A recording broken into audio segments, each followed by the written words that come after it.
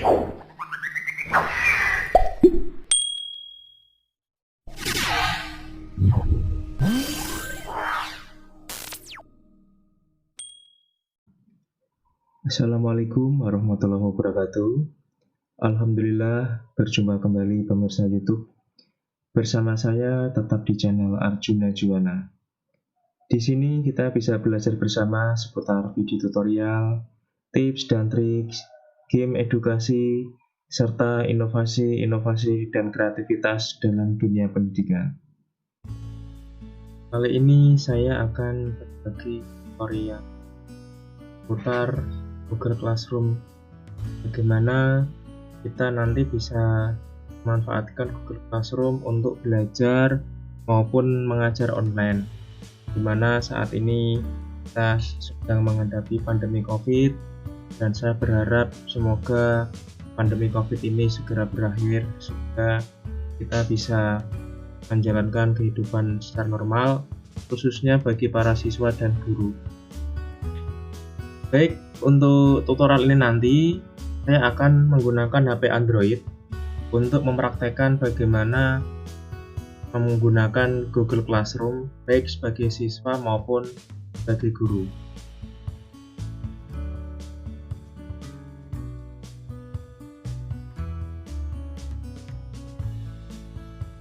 Jadi untuk HP yang kita pakai nanti ini adalah HP yang berbasis Android, sehingga kita bisa menginstal Google Classroom menggunakan Play Store. Silahkan yang belum punya Google Classroom nanti bisa download di Google Play Store ya. Di sini ya. Ini adalah icon Google Play Store. Dibuka saja. Kemudian silahkan ketikkan di telusuri aplikasi. Pastikan koneksi internet di HP ada. Langsung saja ketikkan Google Classroom. Nah, seperti ini.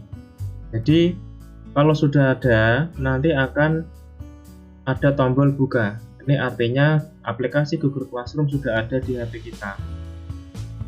Tapi kalau misalnya belum install atau belum ada di HP kita, otomatis nanti di sini akan ada tulisan install. Tapi kalau sudah ada, akan muncul tulisan buka atau update. Kalau update berarti aplikasi itu yang baru, kita bisa lakukan update untuk pembaruan. Kalau karena saya ini sudah ada, saya akan buka ya. Kemudian untuk bisa menggunakan aplikasi Google Classroom, kita harus memiliki akun Gmail atau Google Mail untuk mendaftarkan sebagai siswa maupun sebagai guru. Nah, setelah kita berhasil masuk tadi ya, kita akan dihadapkan pada menu atau dimunculkan pada menu utama, yaitu adalah menu kelas. Jadi kotak-kotak ini adalah kelas, atau kalau di pembelajaran itu mata pelajaran. Jadi Google Classroom ini, istilah kelas ini adalah pelajaran. Ini ada pelajaran metode analisis kuantitatif, di sini ada pelajaran workshop, ada pelajaran. Bahwa kelas kita kalau sudah ada, maka akan muncul nama-nama mata pelajaran ini. Tapi seandainya kita belum bergabung di salah satu kelas atau salah satu mata pelajaran di Google Classroom, maka silahkan tekan tombol plus di sini. Nih, tekan tombol plus. Nah, ini ada tulisan gabung kelas atau buat kelas. Kalau kita klik gabung ke kelas, berarti kita bergabung sebagai siswa atau mahasiswa. Tapi kalau kita klik buat kelas, otomatis kita sebagai guru atau... Nah, ini saya coba untuk masuk sebagai siswa dulu. Tekan tombol gabung ke kelas. Syaratnya harus punya kode kelas. Biasanya kalau teman-teman atau bapak ibu ingin bergabung di kelas, itu akan diinformasikan kode kelas ini nanti. Kode kelas ini sudah disiapkan, biasanya di-share oleh Bapak Ibu guru atau dosen ya, adik-adik ya, itu melalui WA grup kelas. Kemudian di masing-masing akun ya, karena Google Classroom ini kan menggunakan email, akun email. Jadi ketika adik-adik, Bapak Ibu semuanya menggunakan Google Classroom, otomatis sudah menyiapkan akun Gmail. Nah, akun Gmail itu nanti bisa kita pakai untuk masuk atau bergabung di kelas atau mata pelajaran di Google Classroom itu sendiri. Di sini saya ada 2 akun yang nantinya bisa saya pakai untuk mengikuti Google Classroom sebagai siswa. Yang pertama adalah akun email saya yang beralamat andipati@gmail ini. Ini ketik saja. Nah, di sini ada 3 kelas yang saya ikuti. Jadi akun Gmail saya tadi andipati@gmail.com itu telah mengikuti pelajaran 3 atau 3 mata pelajaran, yaitu pelajaran MM45B dengan gurunya ini atau dosennya ini ya. Kemudian pelajaran atau kelas MM Pendidikan 45B. Kemudian ini nama kelas ya, ini mata pelajarannya atau mata kuliah. Kemudian ini adalah dosennya. Kemudian yang ketiga adalah kelasnya adalah ini sama ya, MM Pendidikan 45B. Kemudian mata kuliah atau pelajarannya adalah Seminar Manajemen Keuangan Pendidikan. Kemudian dosen atau gurunya adalah Dr. atau MM. Jadi ini adalah ketiga kelas atau mata pelajaran yang telah saya ikuti dengan email saya tadi itu. Kemudian kita juga bisa pindah ke akun, kalau misalnya akunnya 2, kita pindah ke akun saya yang satunya dengan alamat andiprasetyojuwana@gmail.com. Itu ada 1, 2, 3, 4, 5, 6, 7 ya. Jadi akun email saya yang kedua ini ada 7 mata pelajaran. Jadi di email saya ini ada 7 mata pelajaran, dan masing-masing mata pelajaran ini nanti kita bisa mengikuti materinya. Ini misalnya saya akan coba buka 1 mata pelajaran di kelas 45B Manajemen Seperti Pendidikan. Saya akan coba buka 1 ya. Tinggal diklik saja di sini ya.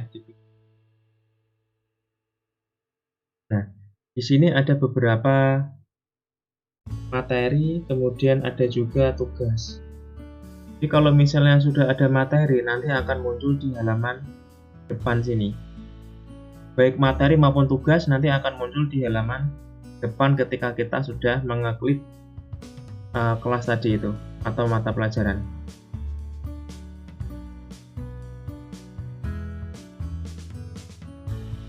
Ini misalnya saya akan coba klik tugas baru.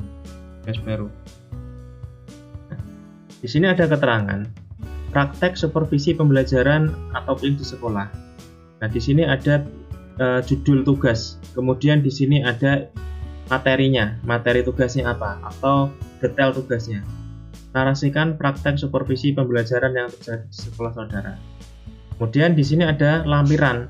Lampiran ini artinya apa? Lampiran ini adalah jawaban yang sudah saya lampirkan atau saya kirimkan ke kelas ini.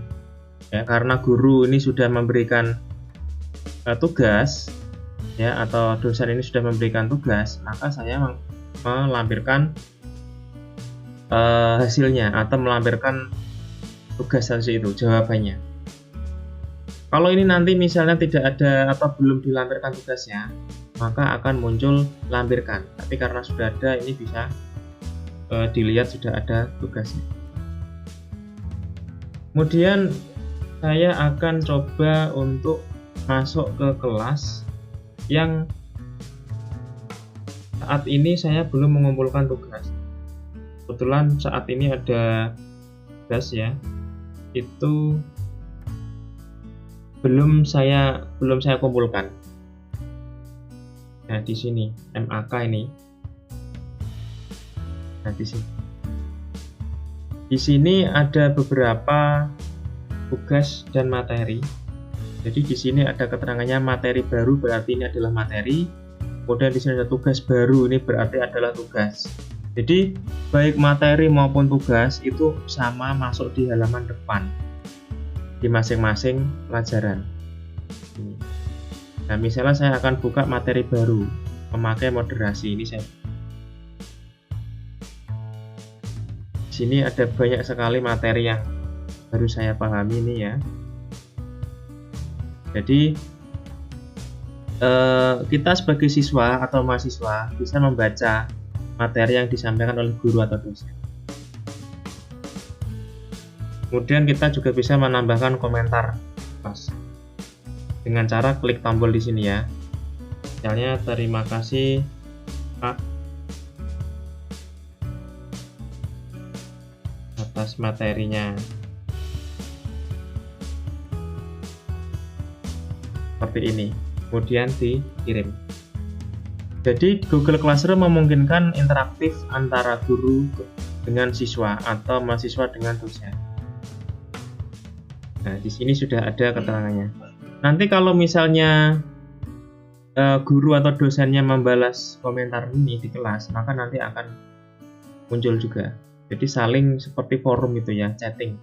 Jadi bergantian berkomentar. Dan ini tidak hanya saya yang bisa komentar di kelas, tapi teman-teman satu kelas saya itu nanti juga bisa. Contohnya adalah ini, anggota di sini. Di sini ada anggota. Kita bisa melihat beberapa teman satu kelas kita. Di atas ini ada pengajar. Ini adalah nama pengajarnya ya, Dr. Sunarfa MM. Kemudian teman sekelas di Google Classroom ini adalah ini ya, Astori Toyota Semarang, Abdul Rojak, Christian Hadi Sumarsono. Ini adalah teman-teman saya satu kelas. Nih, kebetulan ada sekitar 30 siswa ya, atau mahasiswa. Kemudian kalau kembali ke tugas kelas, tinggal diklik di sini saja ya. Sudah banyak sekali tugas-tugas yang sudah diberikan. Kemudian di sini ada forum. Nah, ini juga bisa dibuka ya. Nah, di sini ada materi baru. Kalau kita buka. Nah, kalau mau nambahin pesan komentar kelas di sini. Ketikkan saja terima kasih Pak atas materinya.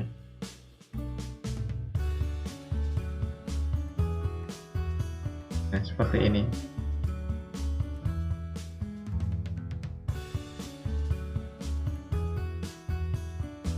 Kemudian untuk menambahkan tugas, bagaimana caranya?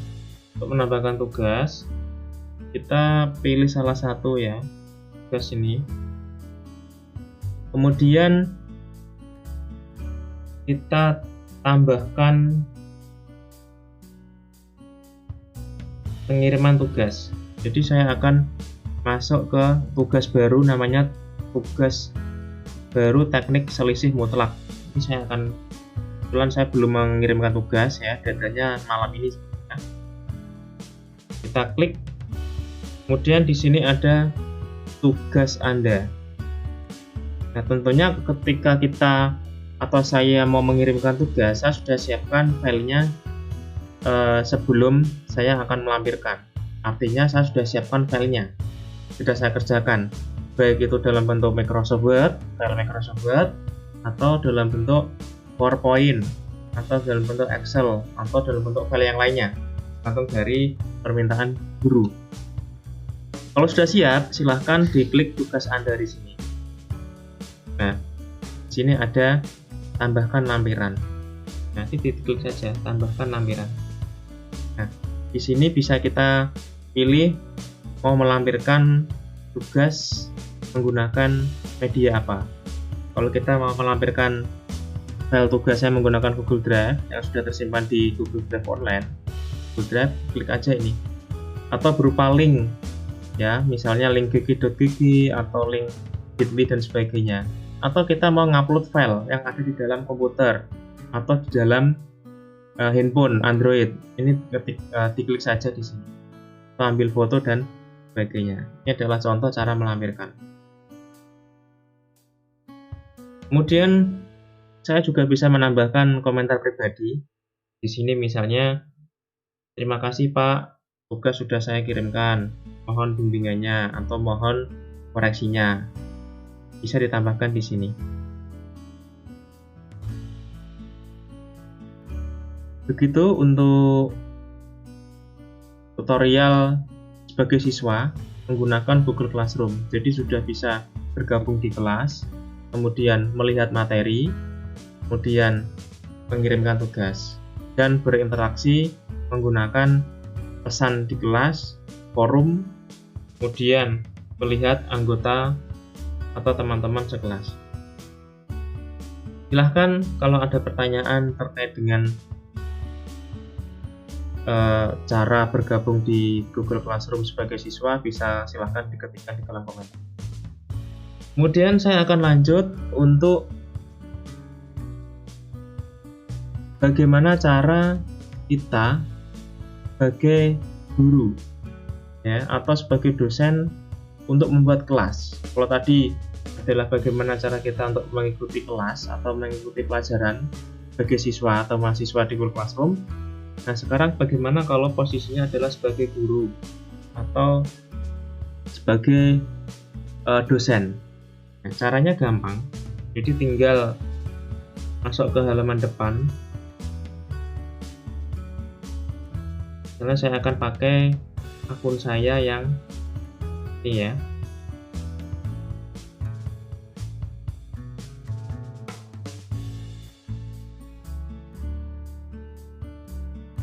Jadi masuk lagi di halaman depan. Nah, di halaman depan ini ada tombol plus. Ini adalah halaman depan. Kalau tadi sudah masuk di kelas, silahkan tekan tombol back di sini. Tekan tombol back ya. Back itu nanti dia akan keluar di halaman depan. Artinya keluar dari kelas, keluar dari mata pelajaran yang sudah gabungan. Jadi untuk satu akun Google Gmail ya, untuk akun Gmail itu berfungsi dua, baik nanti kita sebagai siswa atau mahasiswa dan juga berfungsi sebagai guru atau dosen, sehingga satu akun Gmail di Google Classroom itu bisa berfungsi ganda, baik dipakai untuk sebagai mahasiswa atau siswa maupun sebagai guru atau dosen sekaligus. Nah, ini saya akan coba untuk membuat kelas sebagai guru. Nah, silahkan tekan tombol plus di sini. Kemudian buat kelas. Nah, di sini ada tombol buat kelas. Di sini ada beberapa penjelasan dari Google Classroom, bisa dibaca-baca ini ya. Kemudian jangan lupa dicentang ini. Kemudian diklik lanjutkan.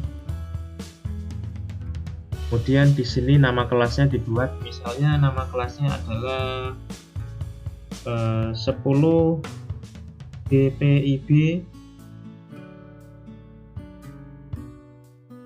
tahun pelajaran 2019-2020. Jadi kelas ini harus dibuat lengkap. Kenapa? Karena ini adalah kelas yang unik. Artinya anggota yang masuk ke sini nanti itu adalah anggota yang memang di kelas itu dia masuk. Artinya materi ini nanti dipakai oleh kelas yang kita buat ini. Jadi saran saya untuk kelas ini dibuat sesuai identitas yang ada di kelas nyata. Karena apa? Karena nanti mempermudah kita di dalam melakukan penilaian. Kalau nanti kelas ini kita buat kelas 10 saja, artinya tidak hanya untuk kelas DPIB, nanti katakanlah buat 10 kelas, maka nanti kita untuk identifikasi nilai, identifikasi pengelolaan kelas nanti akan sulit karena campur ya. Tapi kalau kita buat per kelas seperti ini, nanti akan lebih mudah. Jadi hanya siswa-siswa yang di kelas itu yang nanti mengikuti kelas kita. Jadi untuk pengelolaan kelasnya lebih lebih sederhana atau lebih simpel. Kemudian di sini ada bagian ini nanti silahkan, ini biasanya tema itu ya. Ini diketikkan saja, ditambahkan nama mata pelajarannya, simulasi, misalnya simulasi dan komunikasi digital. Ini bagiannya misalnya teknologi. Ini ruangannya ruangan unit 1 misalnya. Ini mata pelajarannya, ketik lagi tidak apa-apa. Kalau sudah, silahkan klik tombol buat ini.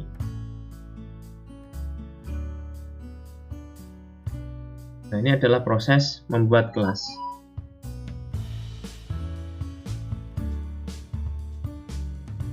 Ini adalah kelas baru yang sudah saya buat.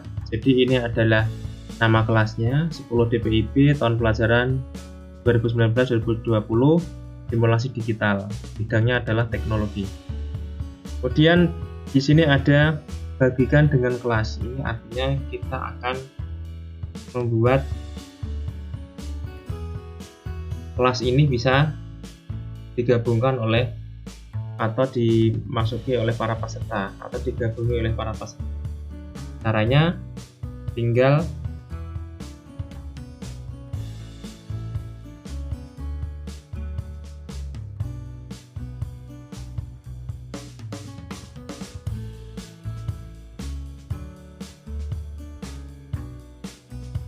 jadi untuk setelah kelas ini dibuat, maka selanjutnya adalah membagikan link yang nanti bisa digabungi oleh para siswa atau dimasuki oleh para siswa.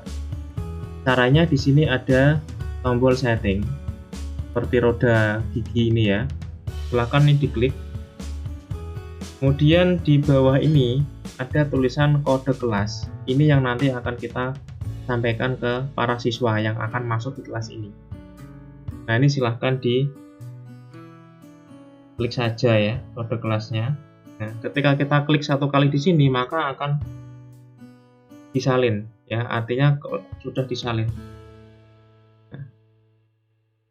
Nah, ini misalnya saya akan copy untuk kode kelasnya. Saya akan copy. Kan aja di sini. Nah, ini kode kelas disalin.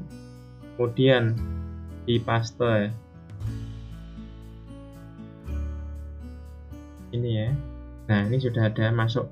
Ini adalah kode kelas yang nanti bisa kita share di Facebook, di grup WA atau Japri ya, jalur pribadi WA, hingga nanti siswa bisa bergabung seperti yang tutorial sebelumnya tadi. Ini adalah kode kelas.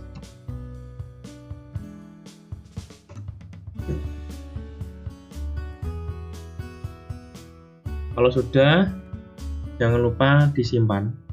Nanti setelah kode tadi disampaikan ke siswa dan siswa bergabung, maka nanti di sini akan tambah anggota. Nanti anggotanya akan tambah di sini.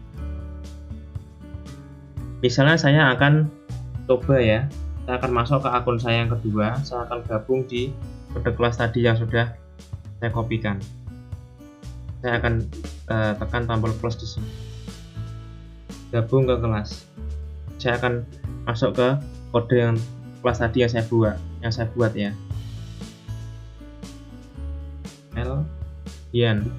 Klik gabung. Berarti ini saya sebagai siswa ya. Saya akan gabung tadi, masuk ke kelas yang saya buat sendiri.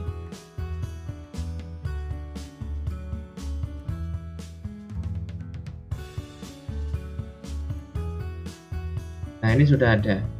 Jadi saya sudah berhasil masuk ke kelas yang sudah saya buat sendiri. Jadi baik saya sebagai guru maupun saya sebagai siswa. Ini. Karena saya punya 2 akun, sehingga bisa saya simulasikan. Ketika saya membuat kelas sebagai guru, kemudian saya pakai akun yang lainnya, masuk sebagai siswa. Demikian tutorial kali ini. Sudah saya sampaikan bagaimana memanfaatkan Google Classroom baik sebagai siswa maupun sebagai guru. Terima kasih, semoga bermanfaat. Apabila ada yang kurang, silahkan bisa koreksi. Kalau ada pertanyaan, bisa ketik di kolom komentar. Saya akan tambahkan informasi-informasi penting lainnya di kolom deskripsi. Semoga bermanfaat. Salam Merdeka Belajar. Jangan lupa like dan subscribe. Terima kasih. Assalamualaikum warahmatullahi wabarakatuh.